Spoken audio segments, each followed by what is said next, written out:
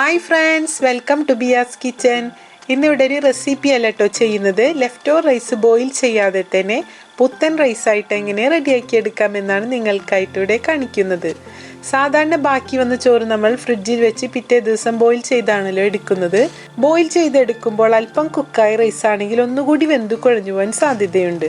എന്നാൽ ഈ മെത്തേഡിൽ ബാക്കി വന്ന റൈസ് നമുക്ക് അന്ന് തയ്യാറാക്കി എടുത്ത പോലത്തെ ഫ്രഷ്നെസ്സിൽ തന്നെ ഉപയോഗിക്കാവുന്നതാണ്. അപ്പോൾ അതെങ്ങനെയാണെന്ന് നോക്കാം. ഫസ്റ്റ് നമ്മൾ ചെയ്തെടുക്കേണ്ടത്, ഇത് ഫ്രിഡ്ജിൽ നിന്ന് പുറത്തേക്ക് എടുത്തു വെച്ചാൽ തലേ ദിവസത്തെ ചോറായതുകൊണ്ട് ചെറിയൊരു സ്മെൽ ഉണ്ടാവാൻ ചാൻസ് ഉണ്ട്. അപ്പോൾ അത് മാറിക്കിട്ടാനായിട്ട് നമുക്ക് 2-3 തവണ ഒന്ന് കഴുകിയെടുക്കാം. അപ്പോൾ നമുക്കിതൊന്ന് ജസ്റ്റ് കഴുകിയെടുക്കാം. ഇതുപോലെ 2 തവണ നമുക്ക് വാഷ് ചെയ്തെടുക്കാം. ഞാനിത് 1 തവണയും കൂടി വാഷ് ചെയ്യാണ് കേട്ടോ. കണ്ടോ, ഇപ്പോൾ വെള്ളം നല്ല ഇങ്ങനെ ഫ്രഷ് ആയിട്ടുണ്ട്. ആദ്യത്തെ വെള്ളം പോയപ്പോൾ തന്നെ ചോറ് നല്ല ഫ്രഷ് ആയി കിട്ടിയിട്ടുണ്ട്. ഈ വെള്ളം ഊറ്റിക്കളയാം. പിന്നെ ഇത് കഴുകിയെടുത്ത് കഴിഞ്ഞാലും ഇതിൽ വെള്ളം അല്പം പോലും ഉണ്ടാവാൻ പാടില്ല. ഇനി നമുക്കിതൊരു സ്ട്രെയിനറിലേക്ക് മാറ്റാം.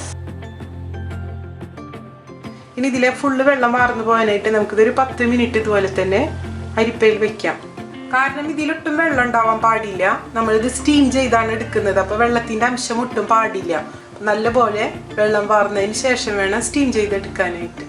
ഇപ്പോൾ 10 മിനിറ്റ് ആയിട്ടുണ്ട്. നമുക്കിത് സ്റ്റീമറിലേക്ക് മാറ്റാം. സ്റ്റീമറിൽ ആവി വന്നതിന് ശേഷം വേണം ചോറ് ഇട്ട് കൊടുക്കാനായിട്ട്. അതിന് മുൻപായിട്ട് സ്റ്റീമറിലേക്ക് ഇട്ട് കൊടുക്കരുത്. ആവി വന്നതിന് ശേഷം മാത്രം ഇട്ട് കൊടുക്കാം. അപ്പോൾ സ്റ്റീമറിൽ ആവി വന്നിട്ടുണ്ട്. നമുക്ക് ഇതിലേക്ക് ചോറിട്ട് കൊടുക്കാം.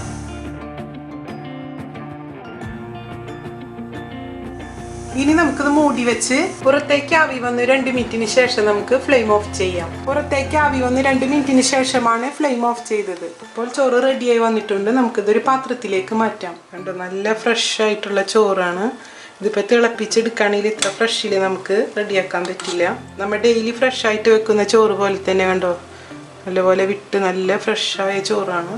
തിളപ്പിക്കുന്നതിന് പകരമായിട്ട് ഇതുപോലെ ചെയ്ത് കഴിഞ്ഞാൽ നമുക്ക് ബാക്കി വന്ന ചോറ് നല്ല ഫ്രഷായി തന്നെ കഴിക്കാൻ പറ്റും. അപ്പോൾ എല്ലാവരും ഇതുപോലെ തന്നെ പഴയ ചോറ് തിളപ്പിക്കുന്നതിന് പകരമായിട്ട് സ്റ്റീം ചെയ്തെടുക്കാം. അപ്പോൾ നല്ല ഫ്രഷ് ആയിട്ടുള്ള ചോറ് തന്നെ നമുക്ക് കിട്ടുന്നതാണ്.